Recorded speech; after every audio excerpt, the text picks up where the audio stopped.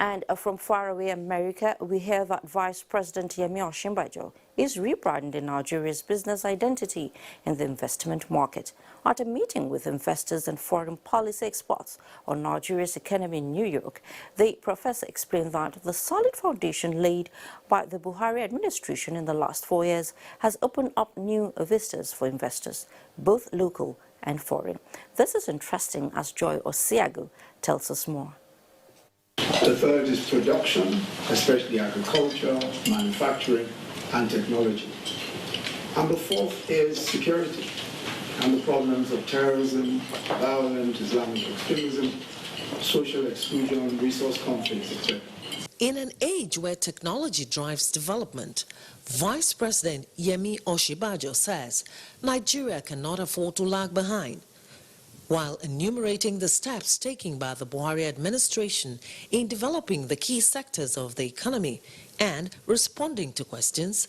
Professor Osibanjo told the investors and foreign policy experts at the Council on Foreign Relations that Nigeria is set to create its organic technology solutions. We're developing, a very vibrant fintech sector, and as you know, there are so many areas in which just the development of software, the development of apps and all of that is so, there's so much happening today, and we hope that is going to continue, because we think that this is going to be a major area of growth for us, especially also for jobs. He adds that the vibrant mass of millennials in the Nigerian tech space will be the driving force of the project. While calling on investors to take advantage of the opportunities in Nigeria, the Vice President also touched on the industrialization drive of the federal government and the strong emphasis on the role of the private sector.